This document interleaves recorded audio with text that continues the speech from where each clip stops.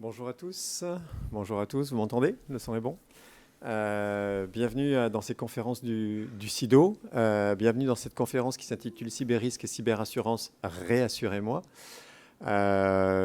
Commence par me présenter. Je suis Pierre-Damien Berger du pôle de compétitivité Minalogique.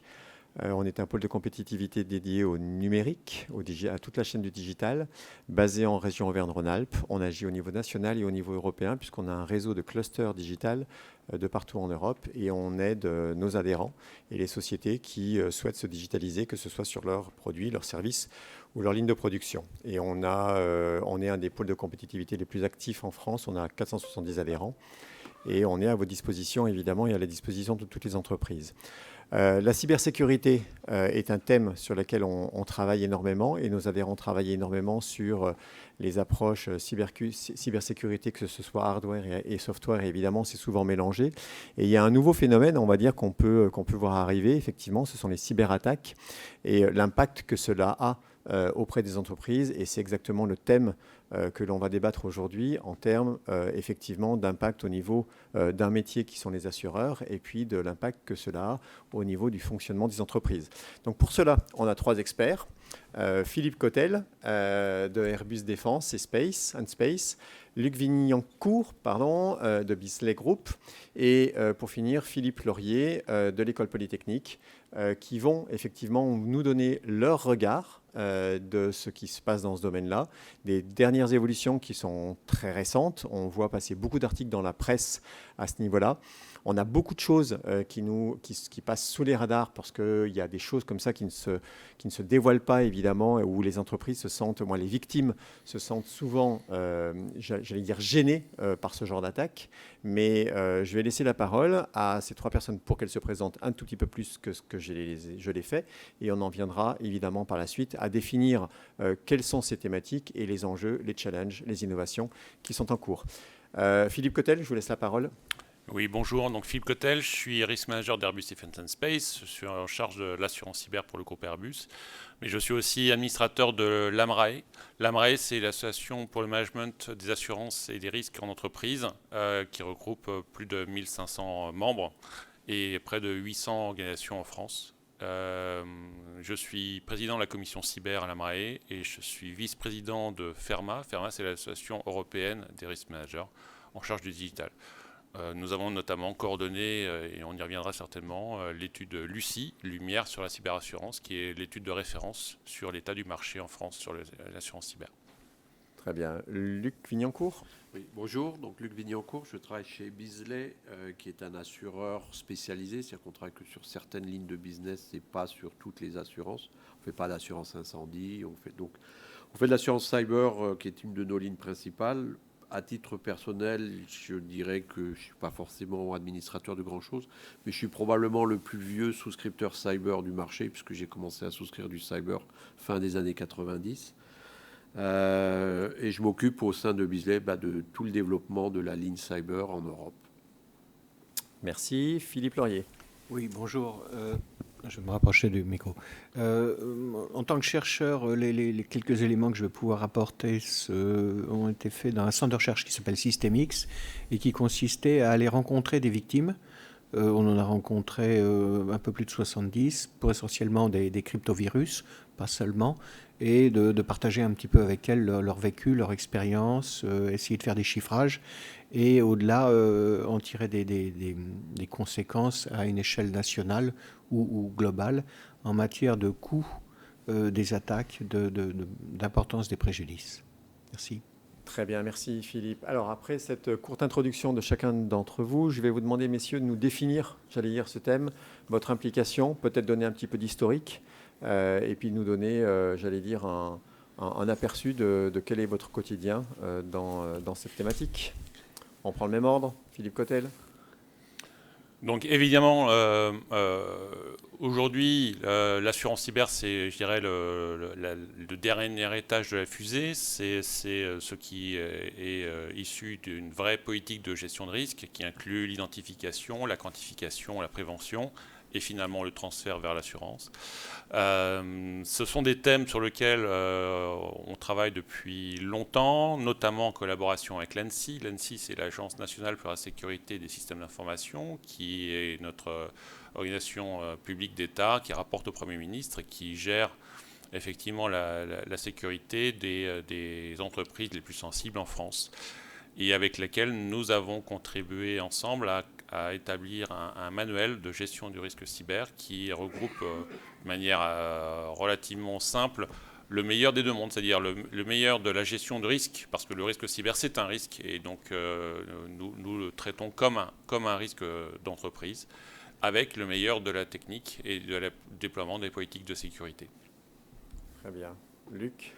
Voilà, ce que je peux essayer de vous expliquer en 2 mots, c'est qu'est-ce que c'est l'assurance cyber, en partant, pareil, d'avant. Avant, quand vous assuriez, l'assurance est principalement sur le marché européen, on avait de l'assurance qu'on appelle dommage, c'est-à-dire que vous assuriez, par exemple, dans une entreprise, si l'entreprise brûle, il y a un incendie et derrière l'entreprise s'arrête, donc l'assurance couvrait la réparation de l'usine, la reconstruction de l'usine, c'est les frais de l'usine, et derrière la perte d'exploitation, la perte de chiffre d'affaires.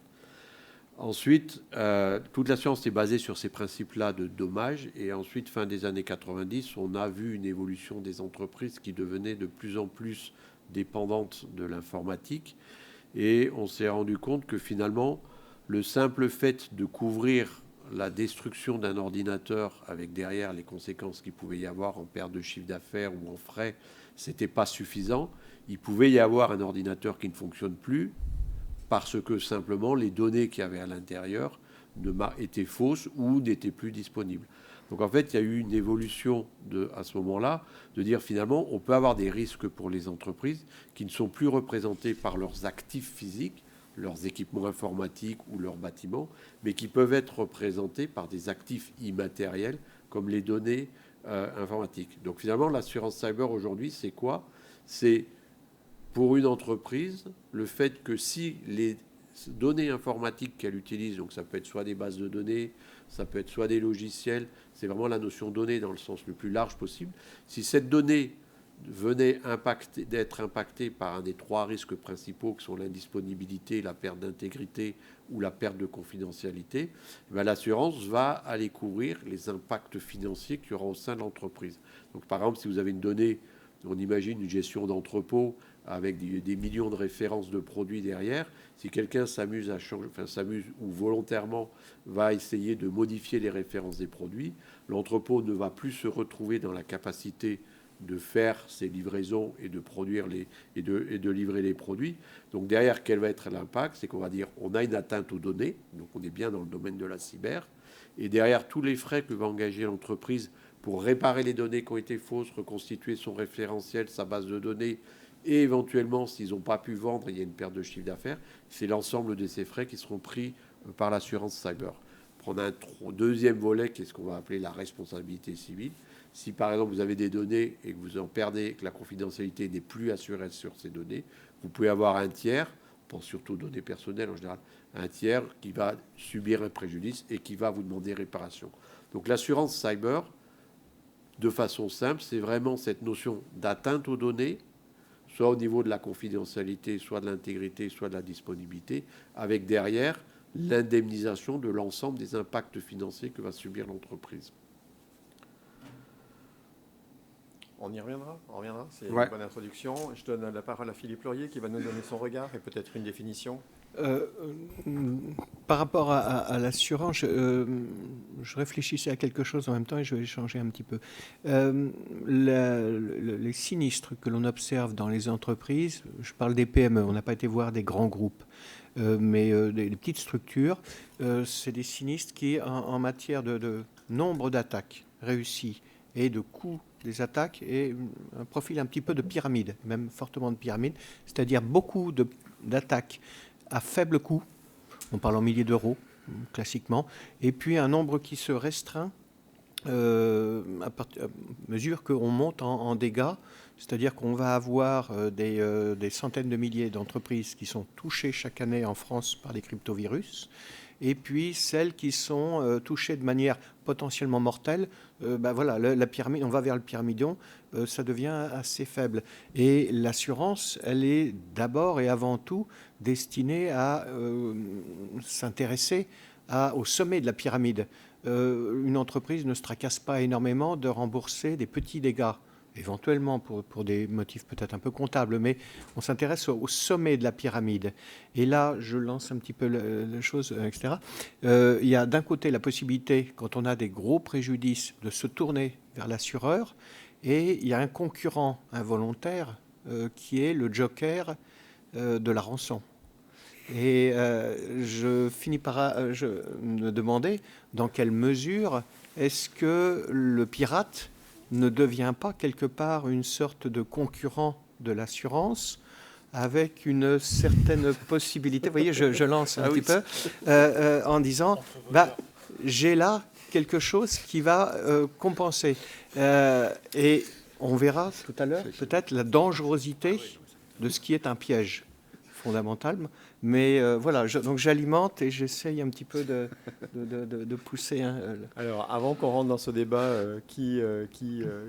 quel rôle et comment on peut les associer, pour rentrer encore plus dans le détail de la définition, est-ce que vous pouvez nous donner des exemples de piratage, des exemples de modèles économiques, si on peut parler de modèles économiques pour des pirateurs, et puis des exemples concrets que vous avez potentiellement observés, vécus et accompagnés? Qui veut prendre la main là-dessus? Ouais, je vais commencer et puis je vais laisser Luc continuer à illustrer les sinistres qu'il a payés. Mais donc, on a deux types d'événements, soit des événements accidentels, soit des événements malveillants. Et force est de constater qu'on a 90% plus des cas qui sont des actes malveillants d'origine criminelle et pour lesquels le modèle économique, c'est ces rançongiciels qui permettent donc de récupérer des informations, de bloquer les systèmes et d'avoir une double rémunération d'une rançon pour débloquer le système. Et deuxième levier, c'est si la victime ne paye pas la rançon, eh bien les données deviennent diffusées sur Internet librement. Et ce sont ces deux leviers-là qui sont utilisés par les pirates, qui ne sont pas des assureurs, et qui entraînent effectivement les conséquences que l'on subit aujourd'hui en termes de sinistralité. Luc. Oui, effectivement, c'est aujourd'hui sur les sinistres cyber, on couvre tout événement qui va atteindre les données de l'entreprise avec derrière l'ensemble des conséquences financières. Mais c'est vrai qu'aujourd'hui, comme disait Philippe, on a énormément la vague, je dirais, de sinistralité qui touche la France maintenant, depuis 1 an et demi, 2 ans maintenant, ce sont des ransomware. Ce qu'il faut savoir, c'est qu'effectivement, vous avez aujourd'hui 3 types de ransomware, c'est-à-dire vous avez une personne qui va lancer, je dirais, un logiciel malveillant. Alors, c'est pas forcément un logiciel malveillant. Il y a 3 types de ransomware aujourd'hui. Vous avez les ransomware qui vont s'introduire dans votre système et qui vont aller chiffrer vos données. Et derrière, vont vous demander une rançon pour déchiffrer les données. Ça, c'est le premier type de ransomware. Le deuxième type de ransomware qu'on va avoir, ce sont des logiciels qui vont rentrer dans les systèmes, qui vont aller à la recherche d'informations et qui vont récupérer les informations. Et ensuite, ils vont vous dire, on va vous demander une rançon. Si vous ne payez pas la rançon, on va divulguer vos informations. C'est le deuxième type de ransomware. Et le troisième qu'on voit qui est un peu moins fréquent, c'est la personne qui vous informe que si vous ne payez pas la rançon, il va déclencher des attaques en déni de service pour faire tomber ou vos systèmes ou vos objets derrière. Donc ça, c'est les 3 types de ransomware qu'on observe aujourd'hui, principalement sur le chiffrement de données et la menace de divulgation.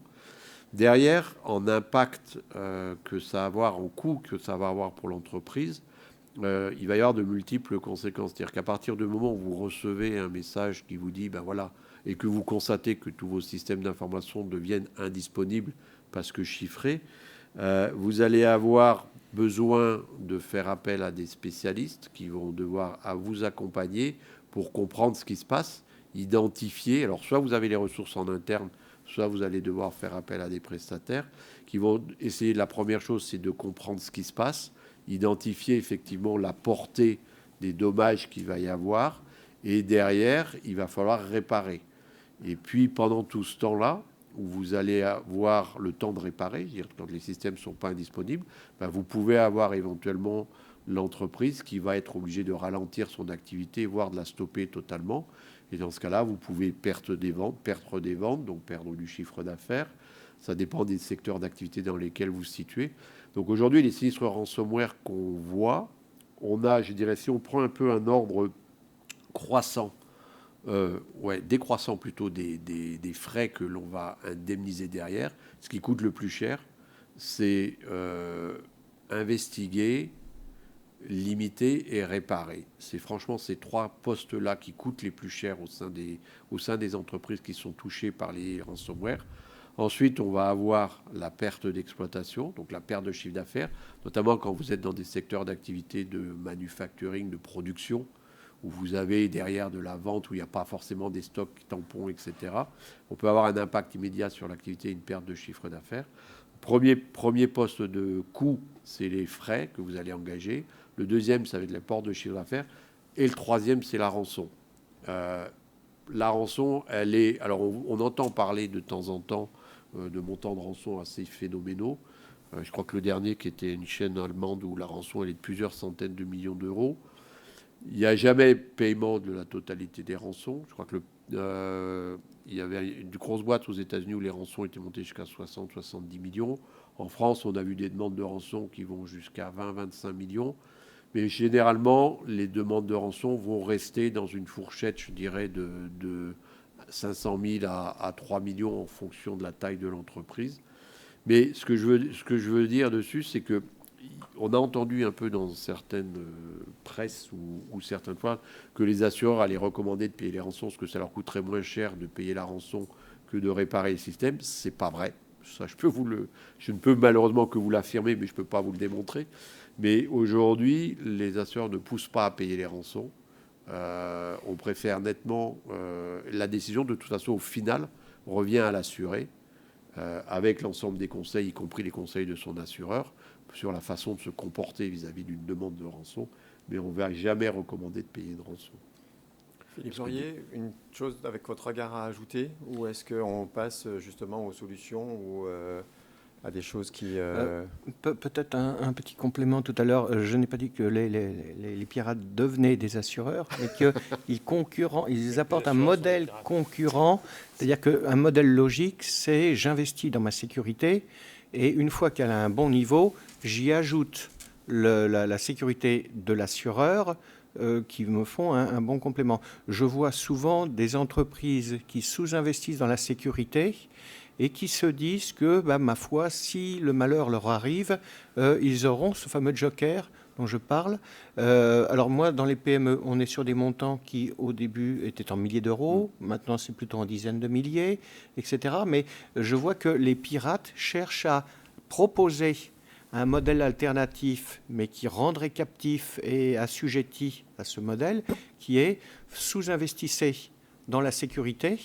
Et puis, si un jour, dans les statistiques, vous êtes attaqué, je vous proposerai ce joker qui consiste à payer une rançon dont le montant est en train de croître régulièrement, d'année en année. Et c'est là qu'il y a cette prison, etc. C'est-à-dire qu'on va devenir prisonnier d'un sous-investissement parce qu'on croit qu'on a un joker qui est assuré, qui va être la solution de facilité ou autre.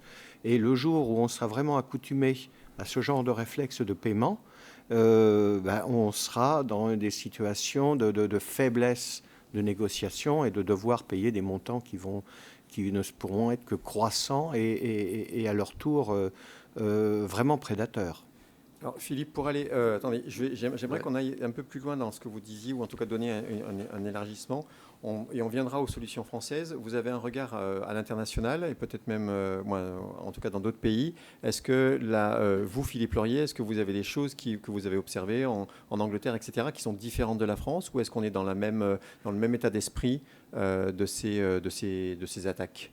Alors là-dessus, je pense que mes collègues pourront répondre presque même mieux que moi, mais on est en France dans une habitude qui était, je le sentais bien il y a encore 5-6 ans, il y a une culture du non-paiement de rançon. Il y avait une culture du non-paiement, parce que par principe ou autre, qui est en train de s'effilocher au fil du temps, parce que tel entrepreneur voit que finalement tel collègue a payé, et puis que le miracle est arrivé et que donc il redémarre, si on peut dire.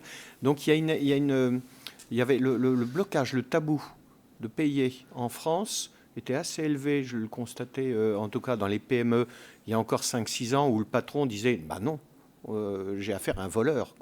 Et puis maintenant, on sent que, ma foi, et les échos, mais ça c'est les collègues qui vont pouvoir plutôt le dire, les échos qu'on reçoit par exemple des États-Unis semblent aller vers une plus grande tolérance envers le principe même de payer des rançons. Je ne sais pas ce qui est... Oui, pas tout à fait, non. Un regard et puis un focus après sur ce qui se passe en France, sur les différents rapports, qu'ils soient ministériels ou les études dont Philippe Coutel parlait tout à l'heure. Rapidement, et je reviens sur un point que tu as évoqué, Philippe, qui est tout à fait réel et qui est la réalité.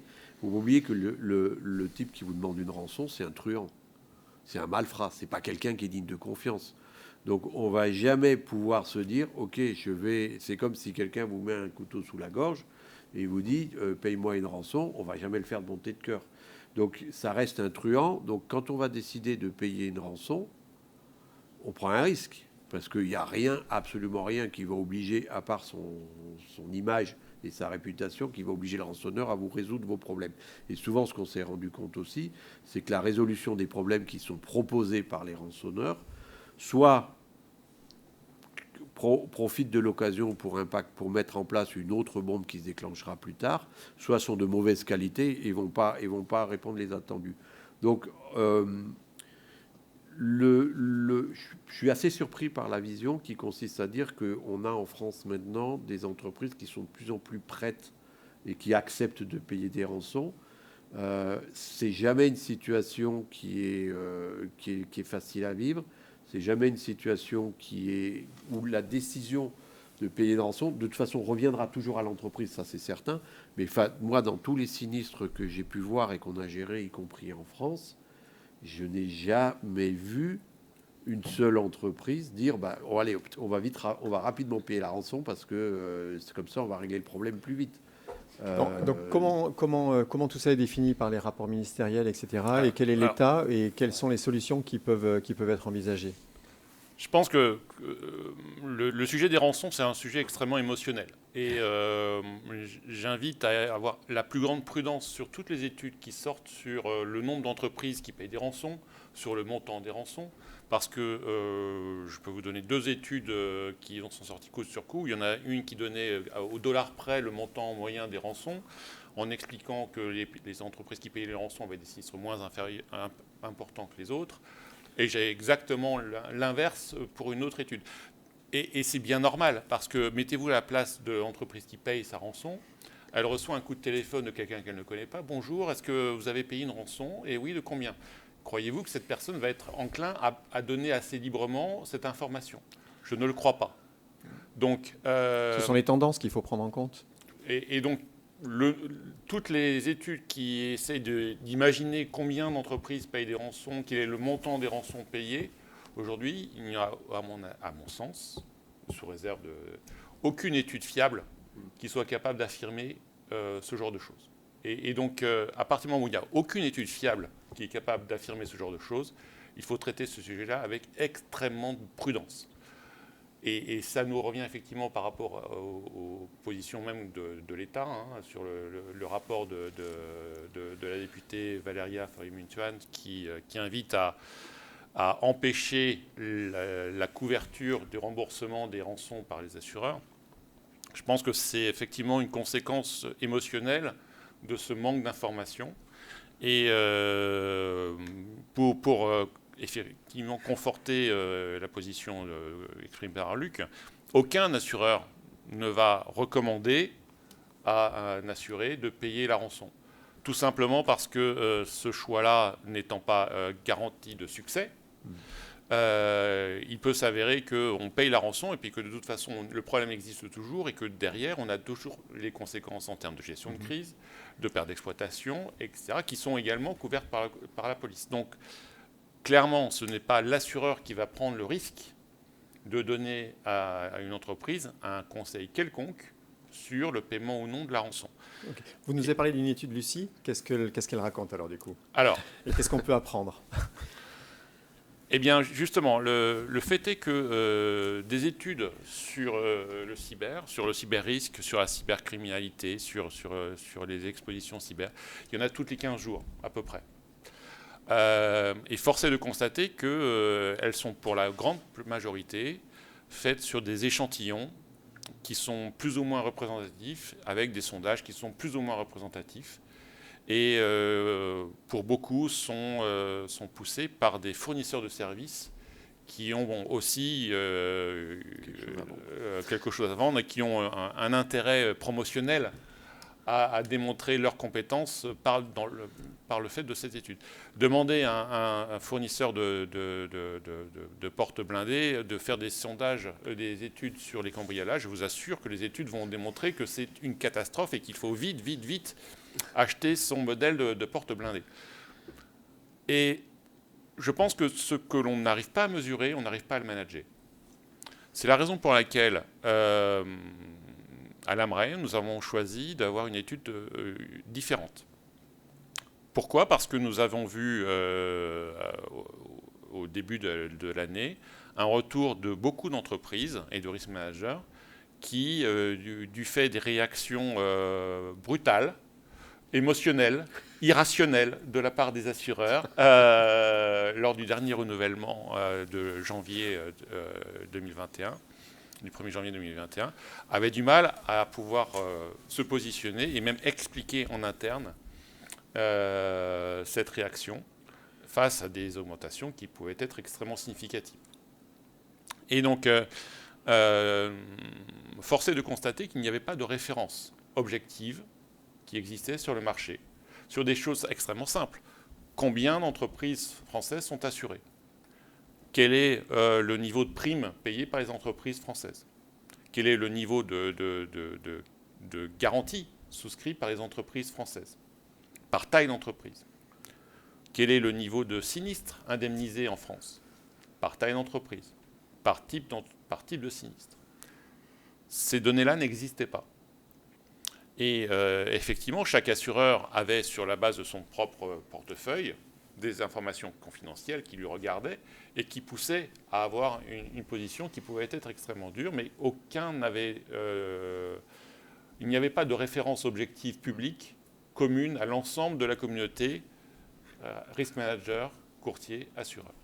C'est la raison pour laquelle nous avons lancé cette étude Lucie, Lumière sur la cyberassurance, qui est disponible sur le site AMRAE, gratuite, et qui, contrairement à ce qui a été fait jusque-là par sondage, n'est pas un sondage.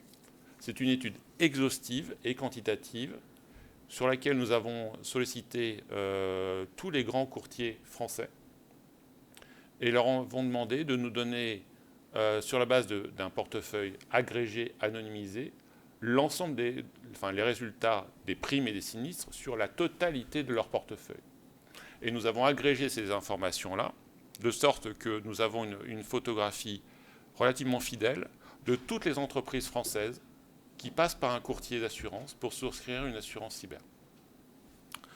Et dans cette étude-là, force est de constater qu'il y a des chiffres qui apparaissent et qui je pense, ont été reconnus comme étant la référence aujourd'hui sur le marché, qui explique que le ratio sinistre sur prime, donc le montant de sinistre sur le montant de prime, a doublé entre 2019 et 2020. On est passé de 85% qui était un montant, donc effectivement il y a moins de sinistres que de primes, donc les assureurs gagnaient de l'argent, à plus de 160% en 2020. C'est-à-dire que là, les sinistres ont été 1,6 fois supérieurs aux primes. Que les indemnisations ont triplé entre 2019 et 2020, avec un montant maximal en 2020 à 210 millions. Donc ça, ce sont des éléments objectifs qui ont permis de pouvoir mieux comprendre ce qui entraîne cette réaction très très forte du marché. Mais on est allé plus loin sur le nombre d'entreprises qui souscrivent une assurance cyber. Les grandes entreprises, celles qui, d'après l'INSEE, sont supérieures à 1,5 milliard, 87% des entreprises françaises souscrivent une assurance cyber. C'est très bien. Ça montre la maturité de ces entreprises-là et on s'y attendait. Cependant, elles souscrivent une garantie faible, de l'ordre de 40 millions d'euros. Pour des entreprises qui ont plusieurs dizaines de milliards d'euros de chiffre d'affaires, 40 millions d'euros, ça ne représente pas grand-chose. Mais c'est néanmoins la moyenne qui est sortie. Donc il y a un message là-dessus. Pour les entreprises intermédiaires, là, le schéma est très différent. Seulement 8% d'entre elles souscrivent une assurance cyber. Et pour des montants faibles, de l'ordre maximum de 8 millions d'euros, ce qui n'est pas énorme. Alors même que les conditions en 2020 fournies par les assureurs étaient encore attractives, avec des taux qui étaient 2 fois inférieurs à celui des grands groupes.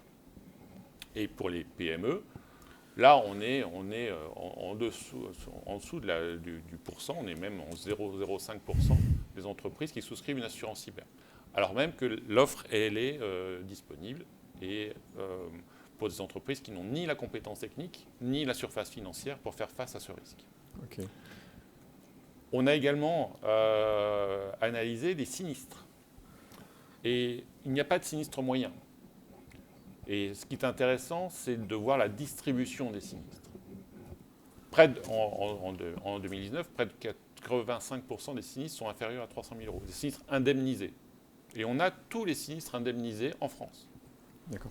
On va pas aller dans l'étude complète. Je voudrais juste mentionner à l'audience que si vous avez des questions par rapport à ce qui est raconté, effectivement, vous pouvez intervenir. Vous n'avez pas à attendre la fin de la session.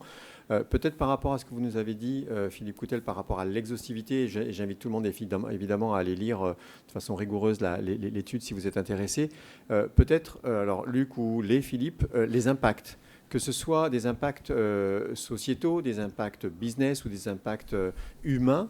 Est-ce que vous pouvez nous donner des exemples que vous avez vécus dans votre vie professionnelle sur ces impacts et les changements de comportement, j'allais dire, qui s'opèrent suite à ces faits qui sont révélés dans ce type d'études?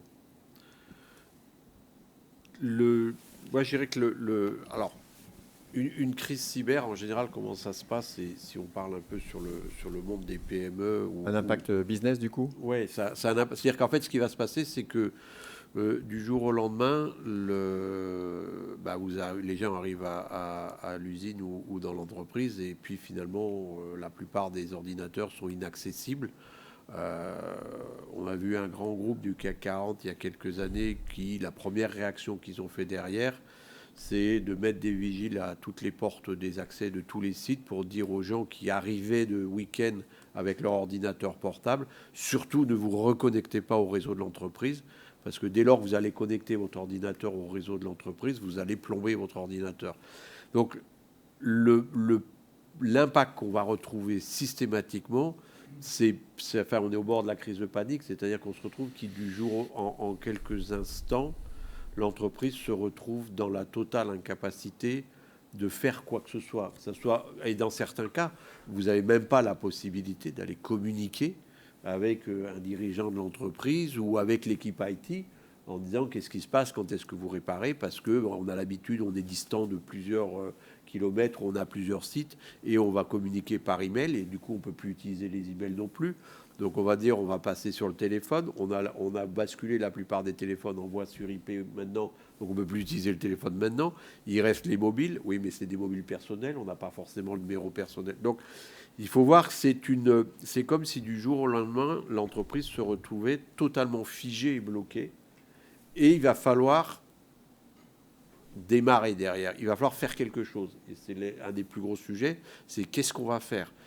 Qui est-ce qui doit prendre des décisions ? Quel type de décision ? Qu'est-ce que je réponds Alors, si on est une grosse entreprise, qu'est-ce que je réponds en plus aux journalistes qui commencent à frapper aux portes ? Ou si je suis une petite entreprise, qu'est-ce que je réponds à mes employés ou à mes clients qui ne peuvent plus accéder à leur système, qui ne peuvent plus rien faire ? Donc, c'est vraiment, en fait, imaginer que l'entreprise va se retrouver complètement figée dans l'impossibilité, et quasiment la totalité des gens vont se retrouver dans l'impossibilité de faire ce qu'ils font quotidiennement. Et là, l'entreprise, elle doit démarrer. Donc, il va falloir comprendre ce qui se passe. Donc, on va avoir un moment ou un autre où l'informatique va dire, voilà, on n'a plus d'informatique. Il va falloir savoir, est-ce qu'on sait comment on va gérer ça? Est-ce qu'on a déjà testé des gestions de crise? Est-ce qu'on a des fournisseurs vers lesquels on peut se retourner, des prestataires? Ou alors, est-ce qu'on a la chance d'être assuré chez un bon assureur qui peut vous fournir du service aussi?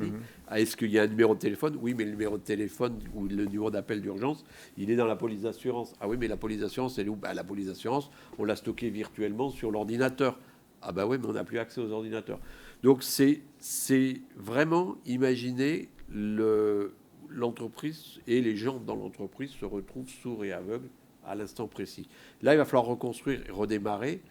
Je ne peux pas vous dire comment ça se passe quand on redémarre parce que ça va dépendre de chaque entreprise. Et ce qui est certain, et pour ne pas rentrer trop dans le détail, ce qui est certain, c'est que l'assurance, ce n'est pas l'assurance qui va faire redémarrer l'entreprise. Ce n'est pas l'assurance qui va gérer la crise. C'est l'entreprise qui doit être prête à le faire, prête à redémarrer, prête à gérer. C'est l'entreprise qui a fait son analyse avant de se demandant où sont nos risques et comment on va survivre. Parce que quand vous êtes sur un risque cyber, ça veut dire que vous devez vous positionner dans une situation où dire, malgré tout ce que font mes informaticiens et malgré ce que font toutes mes équipes informatiques, ça peut quand même se passer. Très bien. Donc il faut absolument pouvoir réagir derrière. Ok, un impact, un autre regard sur les impacts Oui. Peut-être compléter ce que vient d'évoquer Luc Vignancourt. Dans les entreprises, les petites entreprises, en dizaines de personnes ou autres, beaucoup ont des trésoreries très très tendues. Elles n'ont pas la solidité, l'assise financière d'une grande entreprise qui peut éventuellement se tourner vers sa banque et discuter. Elles sont dans une situation où quelques semaines, c'est leur horizon de survie si l'entreprise est paralysée dans le degré qui est évoqué. Pour certaines, c'est 2-3 semaines. Et pendant ces 2-3 semaines, qui sont donc l'horizon avant que on puisse plus payer, il n'y aura plus d'argent, on va se retrouver dans une situation de solitude pour le dirigeant, solitude terrible. Et s'il n'y a pas d'écosystème pour venir l'appuyer, j'entends, puisque la plupart, on l'a évoqué, ne sont pas assurés. Donc il n'y a pas de se tourner vers l'assureur, ils ne peuvent pas. La gendarmerie n'est pas équipée, n'est pas formée pour aider. La justice, pas trop. La préfecture, pas tellement. Le banquier ne va pas être nécessairement à l'appui. Donc, un horizon de survie relativement court, voire court tout simplement, et avec une situation de solitude du patron qui est un habitué à décider et qui, là, se dit qu'est-ce que je vais avoir comme solution dans l'immédiat si véritablement mes systèmes sont bloqués. Merci Philippe. Une question du fond de la salle. Je vous demande de vous lever et de parler dans le micro. Oui, bonjour. J'avais une question à vous poser parce que là, on regarde un petit peu, on analyse les problèmes liés aux cyberattaques et ainsi de suite. Bien proche du micro, s'il vous plaît. Oui, la question à laquelle que je me pose, c'est nous, on est dans le semi-conducteur et on se rend compte que finalement, on a de l'IoT qui rentre massivement dans les entreprises, ce qui est quelque part quelque chose de positif. Et on est très, très étonné de voir le peu de requêtes liées à la cybersécurité de cet IoT. Et c'est-à-dire, en fait, on est très souvent, la partie cybersécurité ne fait pas partie des spécifications. Le besoin d'authentifier, le besoin de savoir, d'avoir des clés, d'avoir des protocoles qui permettent de faire over-the-air upgrade. Et après la RGPD, l'Europe commence à travailler énormément sur la EN 303-645 qui sera là l'année prochaine, qui sera effective. Et finalement, un des moyens de réassurer ne serait-ce pas déjà aussi que dans les spécifications, les CODIR rentrent d'une manière explicite le besoin de cybersécurité sur les objets connectés dans les entreprises. Ça semble une évidence, mais... Oui, ça fait peur de savoir que ce n'est pas encore le cas, parce qu'effectivement, c'est une des raisons fondamentales pour lesquelles Est-ce que c'est une clause pour les assureurs? Non, parce que les assureurs, ils peuvent pas. Aujourd'hui, un assureur, il est obligé de rester. Il peut pas prendre le temps et l'investissement nécessaire pour aller analyser en profondeur ce qui se passe dans l'entreprise. Mais c'est un vrai sujet de gestion de risque. L'assureur, c'est qu'un financier. L'assureur, ce n'est pas le gestionnaire de risque. Le vrai gestionnaire de risque, il est à ma droite, c'est le risque manager, et c'est son boulot de savoir effectivement quels sont les risques que l'entreprise prend et d'essayer de les gérer. Je ne veux pas dire de les supprimer, mais c'est de les gérer, c'est-à-dire de pouvoir se mettre dans une position en se disant, si le risque se réalise, est-ce que je vais pouvoir l'absorber ? Oui, pour compléter le propos, je pense que la situation que vous décrivez est peut-être pas une situation générale. Dans une entreprise où il y a une gestion de risque de sécurité qui est en place, une vraie politique de gestion de risque, l'ensemble ce qu'on appelle les assets, le catalogue des assets qui constitue le système d'information de l'entreprise et toutes ces, donc que ce soit l'IT ou l'OT, doit répondre à un certain nombre d'exigences de sécurité et c'est effectivement dans la politique de sécurité des entreprises quelque chose qui doit être réellement déployé. Cela dit, cela ne suffit pas. Donc avoir des outils qui soient d'un niveau de sécurité fiable, donc avoir des briques solides pour faire une maison, c'est important. Mais ce n'est pas parce qu'on a des briques solides que la maison est solide. Et c'est là où la gestion de risque, elle est à la fois en interne dans le déploiement des outils et des moyens de sécurité au sein de l'entreprise, mais aussi vis-à-vis de son environnement, notamment ses sous-traitants, avec des directives de sécurité qui sont déployées et appliquées pour l'ensemble des sous-traitants qui sont candidats à travailler avec l'entreprise. Et c'est aussi une exigence de flow down de ces exigences de sécurité-là sur l'ensemble de la supply chain. J'en parle évidemment parce que donc, en tant que grand groupe, on y est extrêmement sensible, mais c'est quelque chose qui se déploie de manière assez générale. Merci. Une autre question ? Alors, il faut vous lever pour la session en replay, en podcast, et parler dans le micro. Juste derrière. Un peu haut, oui, bonjour. Déjà, moi, j'ai une première remarque sur les notions de paiement de rançon. Je n'ai pas l'impression que ce soit vraiment optionnel ou un joker. Ce que j'entendais tout à l'heure, c'est des fois la réalité des cas de l'entreprise qui soit elle paye, soit elle s'arrête parce que tout a été corrompu. Si les données sont cryptées, que les serveurs de sauvegarde sont cryptés, que la personne n'a pas pris ses précautions. Enfin, j'ai eu des exemples de personnes qui n'avaient pas vraiment de choix. Et c'est vrai qu'il est seul par rapport à l'écosystème où tout le monde lui dit, où personne lui dit de payer, où la banque, bien sûr, ne sait pas lui offrir de services parce qu'il faut payer en crypto. Enfin, voilà. Donc, il y a une réalité. Donc, je n'ai pas trouvé l'alternative aujourd'hui. Alors, nous, on n'est pas concernés. Ça, c'était ma première remarque. Et puis, deuxièmement, nous, on est une entreprise ETI, on est 2000 personnes. On a une réelle difficulté à s'assurer. C'est un vrai sujet. Et moi, je ne suis pas spécialiste de ces sujets-là, mais aujourd'hui, je vais aussi sur des salons pour rencontrer des solutions, et on est un peu dans l'impasse aujourd'hui. Donc, c'est pas aussi simple que ça au final. C'est-à-dire que le marché et les ETI en particulier, et peut-être à cause des risques qui explosent et où finalement les algorithmes ont du mal à faire des prévisions de police, etc. Mais il y a un vrai sujet. Nous, c'est aujourd'hui, on est dans l'impasse, par exemple. La réalité, c'est ça, très quand même. courte à cette question. Ouais. Il nous faudra conclure après. Je vais prendre, et après, Luc confirmera, mais la réaction de 2021 des assureurs, elle est terrible. Elle est terrible à la fois en termes d'augmentation des franchises, en augmentation des exigences techniques sur l'ensemble des assurés, et aussi sur la réduction des capacités, avec l'augmentation des taux. Cela fait que pour les grandes entreprises, on voit que par rapport à leurs besoins de couverture, elles ont beaucoup de mal à trouver une capacité suffisante pour s'assurer, avec des questionnaires à rallonge de plusieurs centaines de questions qui ne sont pas forcément compatibles d'un assureur à l'autre. Et pour les ETI, les exigences de sécurité ont complètement changé, drastiquement. Et ça, je dirais que c'est lose-lose pour les assureurs et pour les assurés. C'est lose-lose pour les assurés parce que pour les grandes entreprises, elles ne trouvent pas la capacité dont elles ont besoin par rapport à leur exposition. C'est lose pour les assureurs parce que le fait de réduire la capacité fait que globalement le niveau de prime, qui est la multiplication de la capacité par le taux, ne va pas monter significativement. Et en fait, face à une augmentation de la sévérité que l'on a vue, ça veut dire qu'ils sont toujours dans une situation extrêmement volatile et instable, avec une faible visibilité long terme. Et pour les ETI, c'est lose-lose, parce que pour ces ETI, elles ne trouvent pas de couverture, parce que le saut, les exigences d'assurabilité sont parfois démesurées par rapport à la réalité pragmatique de l'entreprise. Et parce que c'est lose-lose pour les assureurs également, parce qu'elles se privent d'une base de mutualisation qui leur permettrait d'être aussi plus stables et plus résilients face à une augmentation des sinistres.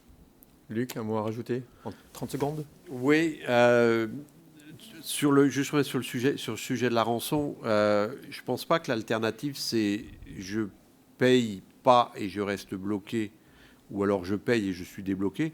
Le problème c'est que si vous payez, vous n'êtes absolument pas sûr d'être débloqué. Donc l'alternative, je pense pas qu'elle se situe à ce niveau entre je paye ou je paye pas. C'est pas ça qui va me débloquer. Dans certains cas, ça débloque, mais c'est pas toujours le cas. Donc je pense que l'alternative, elle effectivement, mais c'est là le problème, c'est qu'on est sur une course en avant et il faut remonter en amont. Il faudrait arrêter le temps pour pouvoir le temps de me préparer parce que c'est la seule solution de faire. Aujourd'hui, les exigences de sécurité des assureurs, elles sont pas forcément lourdes et complexes. Elles sont très différentes d'un assureur à l'autre. Ça, c'est vrai. Ça pose un problème, notamment pour les grands groupes, parce qu'ils ont de telles exigences en capacité qu'il y a besoin de ramener plusieurs assureurs. Après, quand vous êtes sur des PME, vous pouvez travailler avec un seul assureur et effectivement, chacun des assureurs va avoir des exigences un peu différentes. Moi, je dirais, chez nous, je peux vous dire ce qu'on fait, c'est qu'on a vécu, comme tous les assureurs, le déséquilibre entre les primes et les sinistres, c'est-à-dire qu'on paye plus de sinistres qu'on encaisse de primes. Donc la seule façon de continuer à survivre en tant qu'assureur, c'est de changer cet équilibre pour remonter le niveau de prime et baisser le niveau de sinistre pour repasser dans un équilibre plus sensé. Pour augmenter les primes, c'est facile, on augmente les primes, on le fait comme tout le monde. Et comme de toute façon, c'est les taux qui augmentent, même si les clients, ils achètent moins de capacité, nos primes augmentent. Donc ça c'est bon. Mais on sait que ce n'est pas suffisant. Ce n'est pas en augmentant les primes qu'on va pouvoir compenser la totalité des sinistres qu'on va payer, qu'on paye et qu'on va payer derrière. Donc il faut aussi réussir à diminuer les montants de sinistres, parce qu'il faut qu'on garde notre équilibre économique. Pour diminuer les montants de sinistres, il y a plusieurs façons de le faire. Il y a la possibilité de mettre des réductions dans les garanties, il y a la possibilité de mettre des exclusions, de ne plus couvrir le risque cyber. C'est ce que font certains assureurs, ce n'est pas notre choix. On va plutôt essayer d'améliorer, d'essayer d'aider nos clients, c'est-à-dire en améliorant leur maturité. Donc en fait, comment on peut aider nos clients? On ne peut pas aller faire des audits chez vous, on ne peut pas aller vous dire ce qu'il faut faire parce qu'on ne sait pas le faire, on n'a pas la compétence et on n'a pas le temps de le faire. Ce qu'on va faire, c'est qu'on va essayer beaucoup plus de dire, on apprend énormément de choses avec tous les sinistres qu'on gère, et on va essayer de partager cette information avec la totalité de notre communauté d'assurés pour leur dire, voilà ce qu'on a vu, ce qui s'est passé, et voilà comment on peut y remédier. Donc si vous êtes dans voilà comment vous pouvez essayer de vous améliorer. Donc on va plus effectivement, il faut rééquilibrer ce monde, ce marché, il faut le rendre plus sain pour tous les acteurs, assureurs, assurés, et la façon de le faire, c'est effectivement, il va falloir qu'on arrive à travailler de plus en plus ensemble, à échanger, à pas être dans votre situation où vous avez l'impression que les assureurs sont un mur en face et qu'il n'y a personne qui est là pour vous aider.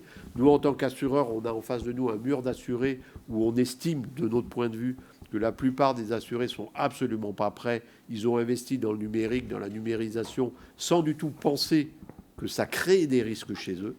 Et qu'à partir de ce moment-là, ils n'ont pas investi dans les risques d'entreprise. Et nous, en tant qu'assureurs, on ne va pas pouvoir financer leur prise de risque à ce moment-là. On n'est pas là pour financer la prise de risque d'entreprise. On est là pour... Donc, la solution, on ne l'a pas encore trouvée, mais on y travaille. Et effectivement, ce n'est pas les assureurs qui vont vous apporter la solution. En revanche, il faut que vous soyez conscient, renseigné, et dans des réseaux qui vont vous permettre d'avoir des audits, d'avoir des personnes qui sont spécialisées dans les audits de cybersécurité, et les audits vont vous donner des potentielles solutions. Je me dois de conclure la table ronde, et donc je vais vous demander à vous trois, experts de cette cybersécurité ou de cette cyberassurance, de conclure en 1 minute. Philippe Laurier, je vous donne la parole en premier. 1 minute pour conclure sur les challenges, les anecdotes ou un sujet qui vous tient à cœur sur ce sujet. Ma conclusion sera en rebondir sur la personne qui parlait des objets connectés et autres pour évoquer le risque qui existe à la tendance à hyperconnecter nos systèmes, etc., parce qu'il y a à la fois la croissance des risques qui est naturelle, mais l'effet club qui s'ajoute à ça et qui fait qu'à un moment donné, cette progression de la menace par cette tendance à trop connecter peut-être va finir par échapper à la possibilité de trouver des ajustements entre le monde des assureurs et puis le monde des assurés et qu'il y a là des comportements qui ne sont plus à l'intérieur des entreprises, mais dans les chaînes logistiques, dans cette tendance à avoir un monde hyper connecté. Et là, je pense qu'il y a des solutions à trouver qui ne sont pas dans la relation entre l'assureur et l'assuré, mais dans la relation entre toutes les entreprises, parce que de leur tendance à se croiser toutes et se connecter toutes, elles ajoutent un étage au risque. Merci. Luc Vignoncourt, 1 minute de conclusion. Pour conclure, je dirais qu'il y a beaucoup de choses à faire encore. On a beaucoup de choses à faire ensemble. Il y a plein de choses. Effectivement, on ne peut pas assurer tout le monde aujourd'hui, mais ça peut évoluer. Mais il faut aussi qu'il y ait de l'autre côté des entreprises une vraie prise de conscience que, en fait, dans leur évolution vers la numérisation, vers l'interdépendance, qui est énorme, la dépendance entre les entreprises, les liens entre les entreprises, ça, non seulement ça va faciliter le business, mais ça expose les entreprises à de nouveaux types de risques. Et il faut absolument que ces risques soient pris en compte, parce que lorsqu'ils ne sont pas pris en compte par l'entreprise dans sa gestion, dans son fonctionnement, et on va évoluer vers la numérisation ou l'interdépendance ou la dépendance même par rapport à des fournisseurs uniquement dans une vision économique des choses parce que ça nous coûte moins cher. Derrière, on va se retrouver avec une exposition au risque qui finalement est un peu ce qu'on voit aujourd'hui sur les ransomware et sur l'assurance cyber où il y a un vrai problème de dire ce risque-là, comme il n'a pas été géré par les entreprises, malheureusement, ce n'est pas le boulot et les assureurs ne vont pas pouvoir le prendre à leur charge tout seuls. Donc il y a une vraie évolution à faire dans la maturité et vraiment comprendre que toute évolution d'une entreprise, y compris dans le domaine de la numérisation, expose à un changement de ces risques aussi et ils doivent être pris en compte dès le début. Très bien. Merci. Philippe Cotel, mot de la fin. Le mot de la fin, c'est que l'économie aujourd'hui, elle est digitale et que c'est un chemin sans retour. Et ça veut dire que pour toutes les entreprises, quelles qu'elles soient, quelle que soit leur taille, ce risque cyber, c'est un risque long terme qu'elles auront à subir et à manager pour pour le reste de l'existence de toutes les entreprises. Les entreprises, elles se sont adaptées à la numérisation de manière extrêmement rapide. Le Covid a justement contribué à ça. Force est de constater qu'il y a effectivement une prise de conscience de ce risque long terme au sein des entreprises. Mais force est de constater aussi peut-être que côté des assureurs, l'adaptation n'est pas aussi rapide que côté des entreprises et qu'il y a aussi un vrai challenge côté assureur à être capable de mesurer les nouveaux besoins, la nouvelle cartographie des risques et les nouveaux services à déployer pour apporter de la valeur aux entreprises. Merci beaucoup à vous trois. Mot de conclusion, donc merci d'avoir suivi cette session. Et puis on est à vos dispositions, que ce soit effectivement pour compléter les discussions ou pour vous renseigner effectivement sur les différentes solutions qui pourraient exister. Merci à vous trois.